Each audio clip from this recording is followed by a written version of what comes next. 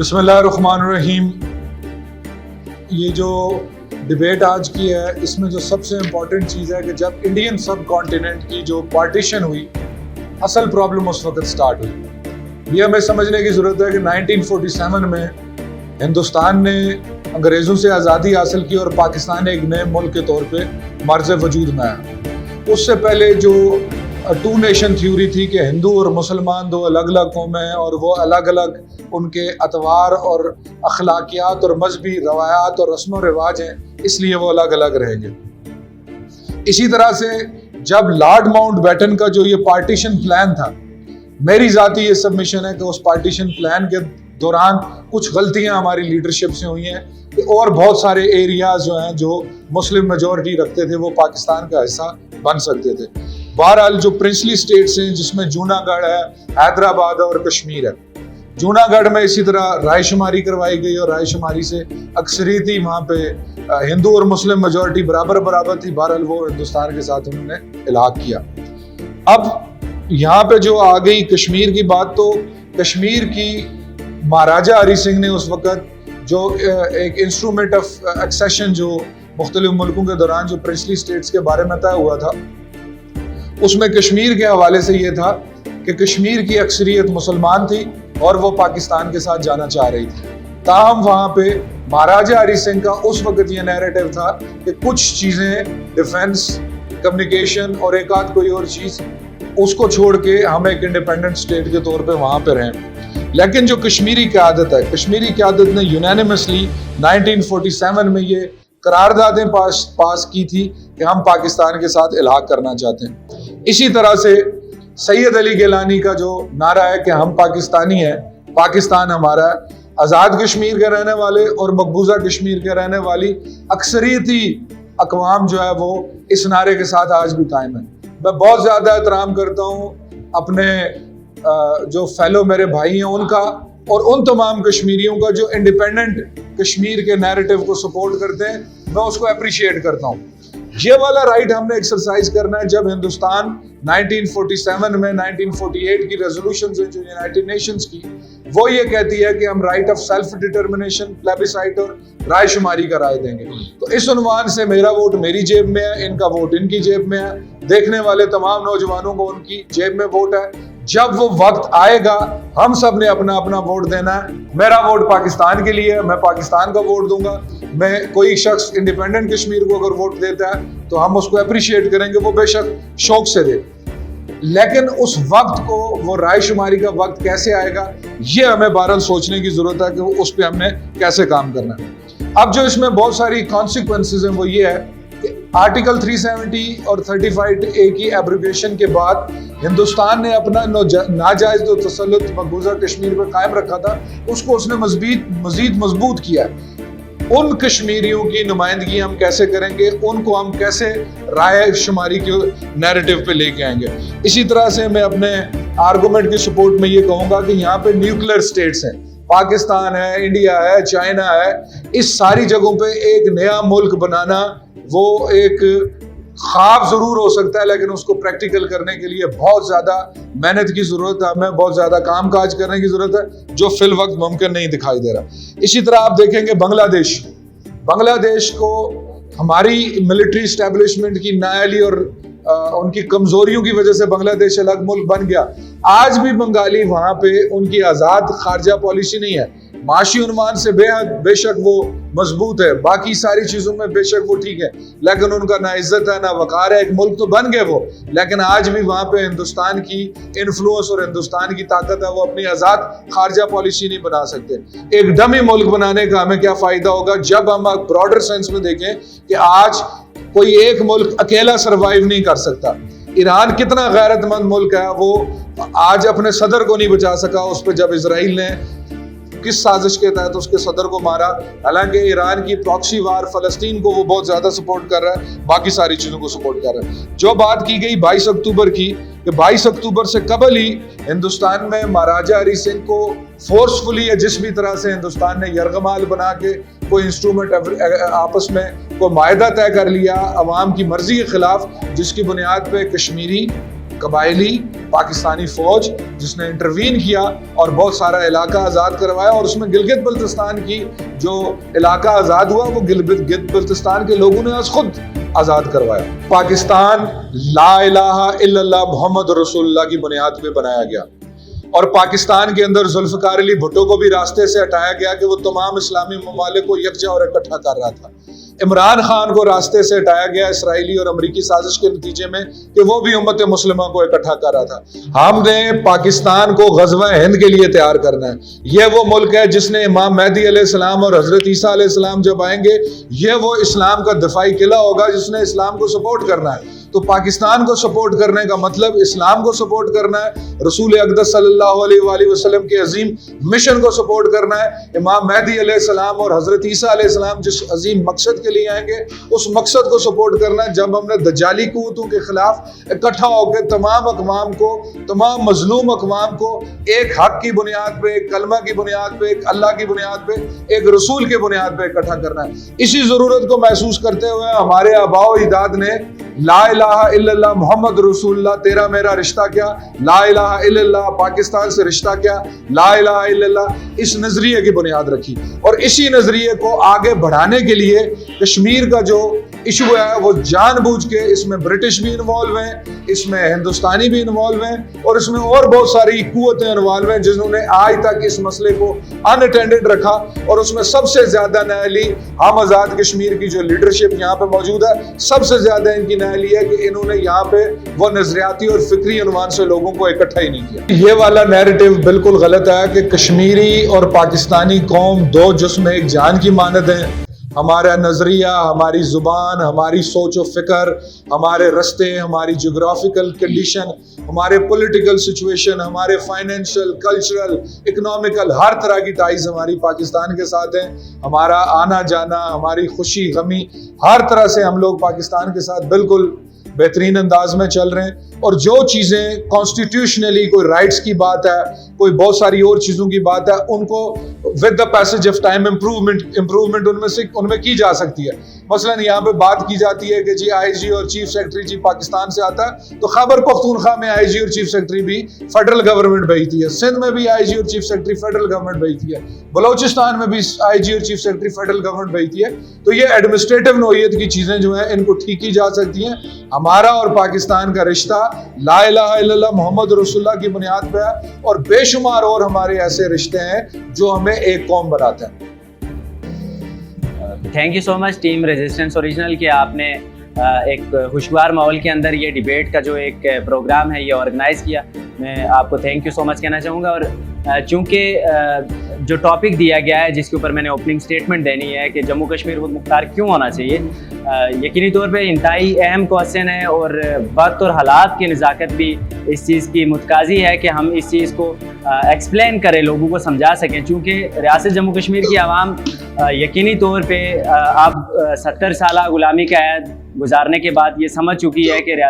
جموں کشمیر کو خود مختار کیوں ہونا چاہیے. لیکن جہاں پہ ہمیں کنفیوژن نظر آ رہی ہے وہ یقینی طور پہ انڈین جو عوام ہے, جو پاکستانی ہیں, ان کو اس حوالے سے چونکہ کنفیوژن ہے, اور وہ یقینی طور پہ اس وجہ سے ہے کہ 70 سالوں کے اندر پاکستان کی حکمران اشرافیہ نے اور ہندوستان کے حکمران اشرافیہ نے اپنے مفاد کے مطابق ہی لوگوں کو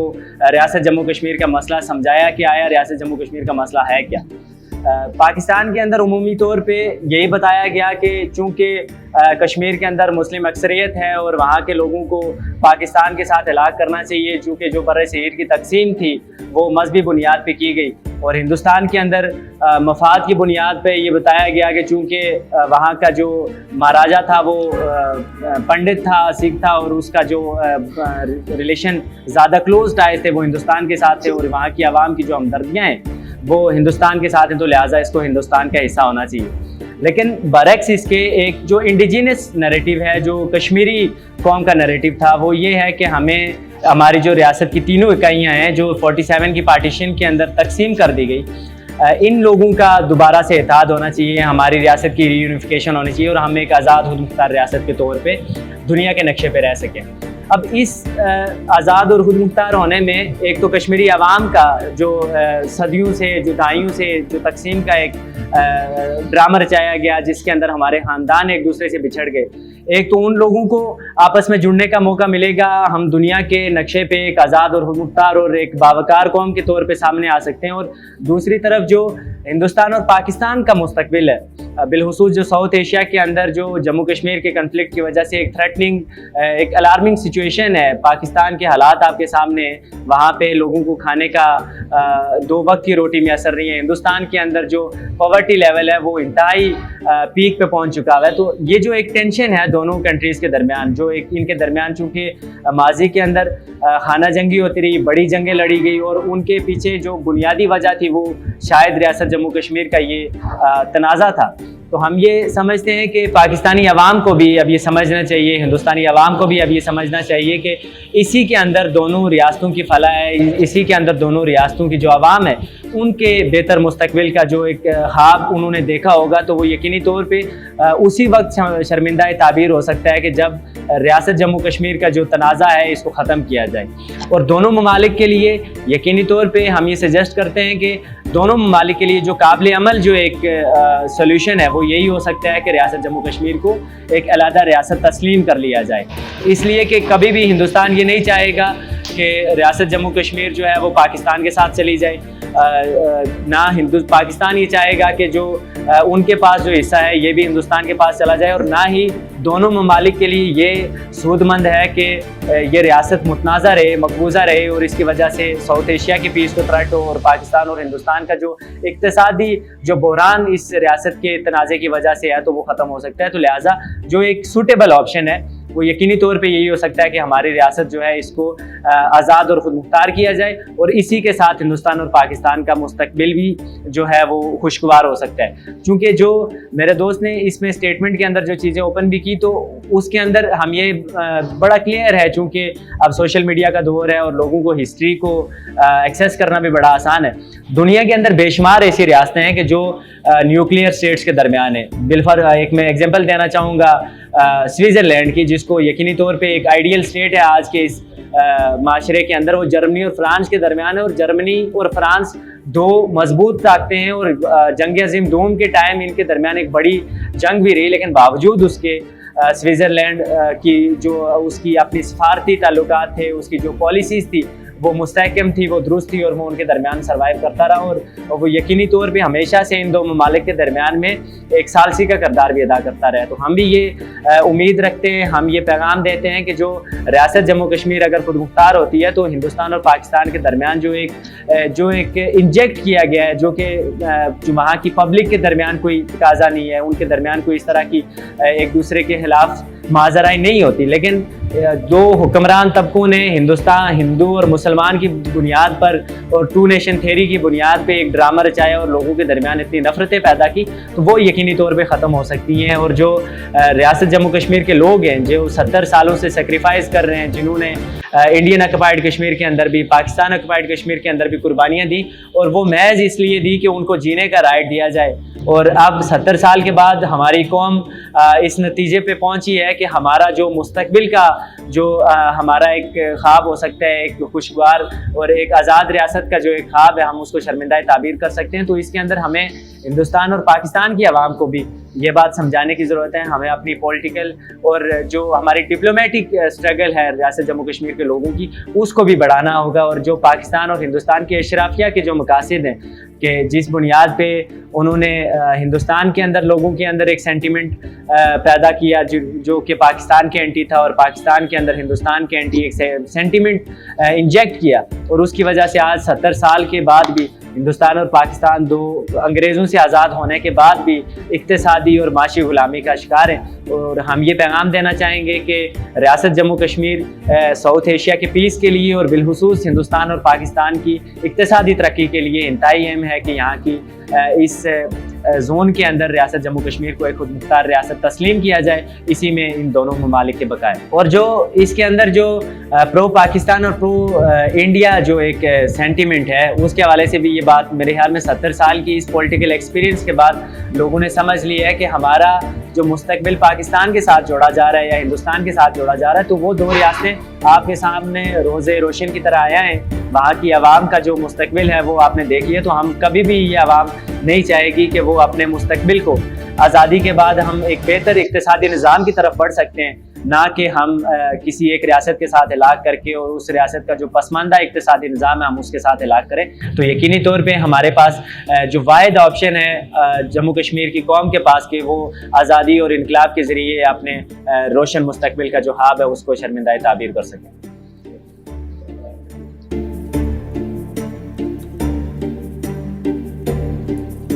اچھا جی، اس میں میرے بھائی صاحب نے یہ فرمایا کہ جی ہم غلامی میں، تو غلامی مقبوضہ کشمیر کے اندر تو غلامی ہمیں نظر آتی ہے کہ وہاں پہ عصمت دری بھی کی جاتی ہے، لوگوں کو پابند سلاسل بھی کیا جاتا ہے. آرٹیکل 370-35A کو کس طرح ایبریگیٹ کیا گیا، ہاف وڈو کو جو وہاں پہ کنسیپٹ ہے، پیلٹ سے جس طرح پیلٹ گن سے لوگوں کو مارا گیا، وہاں پہ جو گریو یارڈز ہیں، یہ ساری چیزیں ہمیں مقبوضہ کشمیر میں ظلم و ستم نظر آتا ہے. اب آزاد کشمیر میں آپ دیکھیں کہ یہاں پہ بڑی پرامن فضا ہے، یہاں پہ غلامی والی کوئی بات نہیں ہے.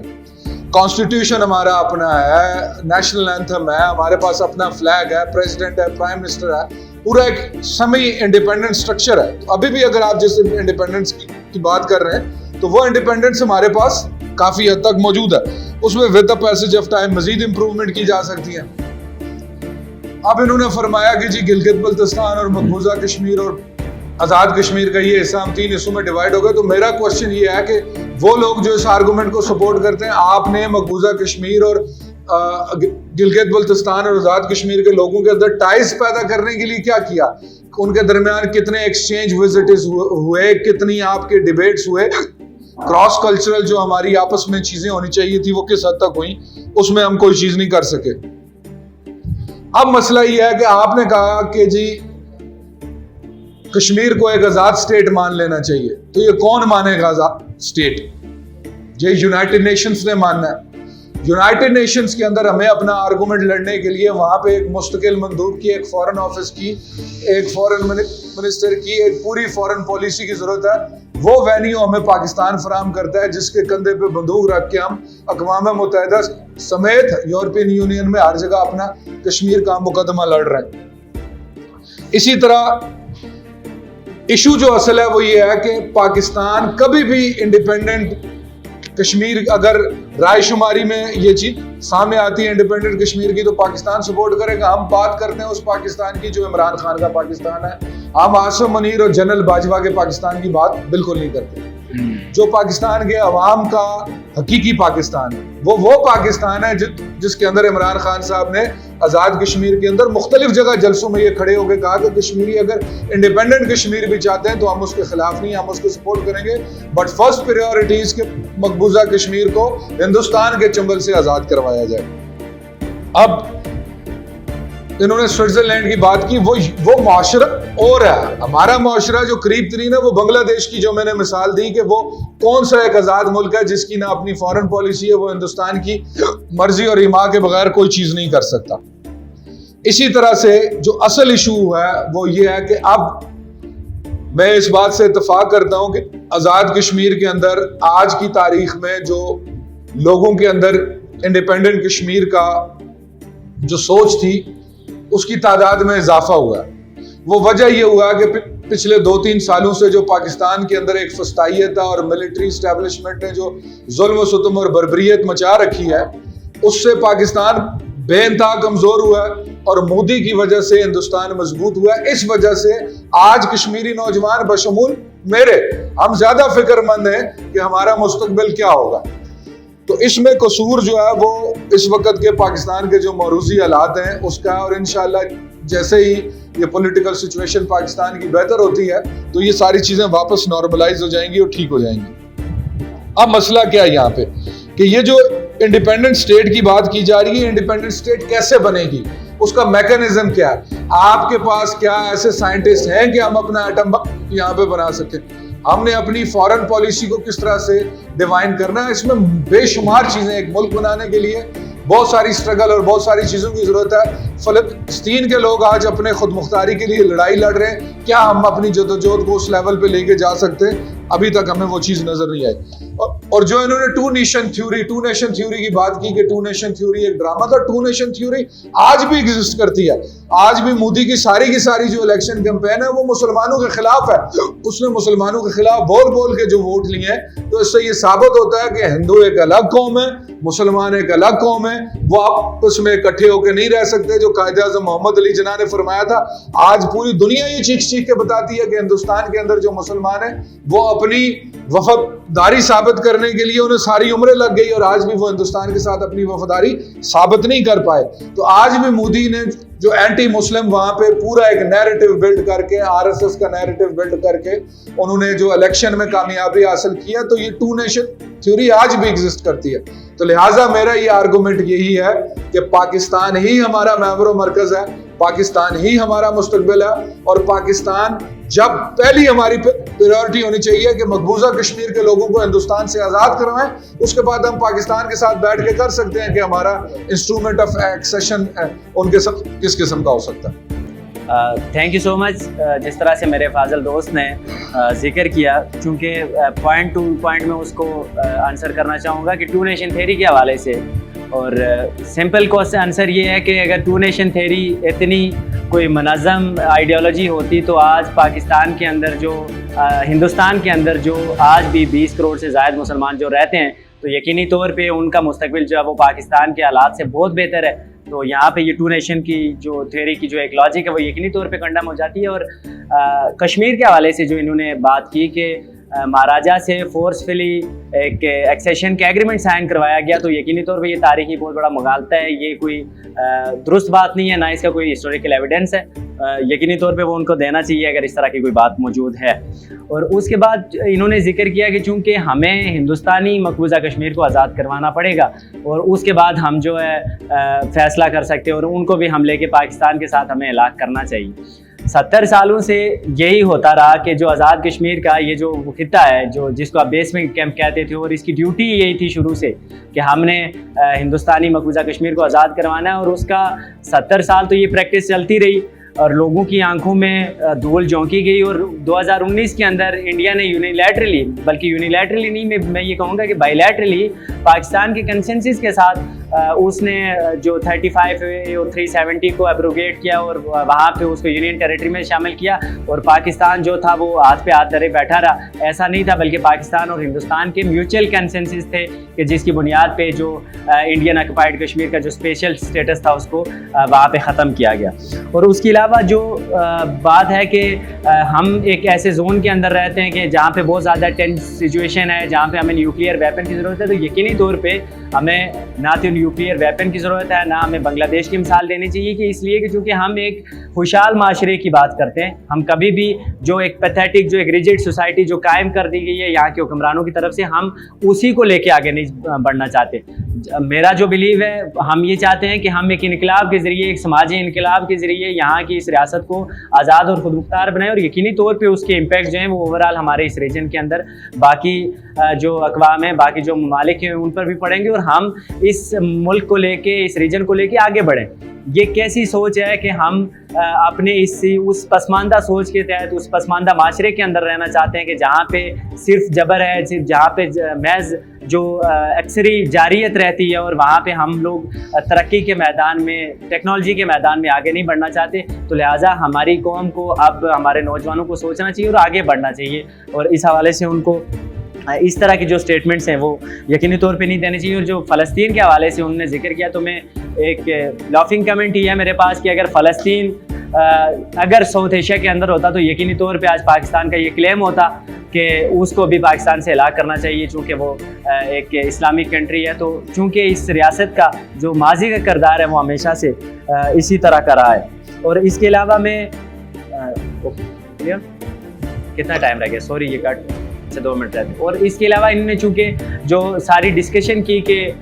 ہم کس طرح سے اس کو پریکٹس کر سکتے ہیں، یا جو خود مختار کشمیر کے جو حمایتی لوگ ہیں انہوں نے 70 سالوں کے اندر کیا کیا، تو میں جس تنظیم کو ریپرزینٹ کر رہا ہوں، تمام آزادی پسندوں کو کی ذمہ داری قبول کرتے ہوئے میں اپنی تنظیم کی بھی آف پہ یہ کہنا چاہوں گا کہ 1990s کے اندر Jammu Kashmir national student federation نے جو پاکستانی وہاں پہ انڈین آکوپائڈ کشمیر کے اندر جو پراکسی وار ڈپلوائے کی گئی تھی، وہاں پہ انجیکٹ کی گئی تھی، اس کے خلاف نیشنل اسٹوڈنٹ فیڈریشن نے لانگ مارچ کر کے اپنے نوجوانوں کا خون قربان کر کے انہوں نے یہ پیغام دیا تھا کہ پاکستان جو پراکسی جموں کشمیر کے اندر چلا رہا ہے ہم اس کو ایڈمٹ نہیں کرتے. یہ نیشنل اسٹوڈنٹ فیڈریشن کی اور آزادی پسندوں کی قربانیاں ہیں. اور گلگت بلتستان کے حوالے سے بھی 2007 کے اندر نیشنل اسٹوڈنٹ فیڈریشن ہی تھی جس نے مارچ کر کے اپنے 2 نوجوانوں کی قربانیاں دے کے یہ پیغام دیا تھا کہ ہمیں گلگت بلتستان کے لوگوں کے ساتھ ملنے دیا جائے تاکہ ہم جو ریاست کے اندر جو ہمارے درمیان بگاڑ پیدا کر دی گئی ہے، جو ایک خلیج پیدا کر دیا گیا ہے، یہ ختم ہو اور ہم مستقبل کے حوالے سے جو میوچل کنسنسس ہیں ہم وہ ڈیولپ کر سکیں. اور یونائٹڈ نیشن کے حوالے سے بھی انہوں نے کمنٹ کیا کہ ہم اپنے مندوبین کو یونائٹڈ نیشن کے اندر بھیجیں. تو ہمارا کوشچن یہی ہے کہ اگر 70 سالوں کے اندر جس کو آپ آزاد کشمیر کہتے ہیں، یہ پاکستانی ہیلڈ کشمیر جو ہے، اس کی تو ڈیوٹی یہ تھی، اس کی اسٹیٹمنٹ یہ تھی. آپ نے کہا کہ یہاں پہ پریزیڈنٹ ہے، یہاں پہ پرائم منسٹر ہے، تو وہ مسکندر ہے یاد کہ وہ ریمارکس میں ان کو یاد دلانا چاہوں گا کہ وہ یہ کہتا تھا کہ اس آزاد کشمیر کی جو ہماری جو پارلیمنٹ ہے، یہاں کے وزیروں کی اور ہمارے مشیروں کی اور میری ذاتی طور پہ GOC ماری کی سیڑھیاں چڑھ کے ہمارے جوتے جو ہیں وہ گھس گئے اور ہم وہاں پہ جا کے اپنے چپراسی نہیں بھرتی کروا سکتے. اور یہ کہنے لگے کہ ہمارے جو لوگ ہیں ان کو ہم یہاں سے مندوبین بنا کے ہم یونائٹڈ نیشن کے اندر بھیجیں گے اور وہ وہاں پہ کشمیر کا کیس لڑیں گے. اور لاسٹ میں ایک کامنٹ کرنا چاہوں گا کہ انہوں نے کہا کہ ہمارے لوگوں کے اندر یہ کیپیسٹی نہیں ہے، آپ نے ہمارے لوگوں کے اندر وہ سائنسدان نہیں ہے، وہ اکانومسٹ نہیں ہے. تو دنیا کی تاریخ اٹھا کے دیکھیں، یونائٹڈ نیشن کے سیکرٹری جنرل سے لے کے دنیا کے ماہر اقتصادیات اور جو ماہر فلکیات تک اور جتنی ٹیکنالوجی کی ریس ہے اس کے اندر جو کشمیری نوجوان ہیں اور کشمیری سائنٹسٹ ہیں ان کا ایک بڑا تاریخی کردار ہے. اس کے لیے تاریخ کا مطالعہ کرنا بہت ضروری ہے. Thank you.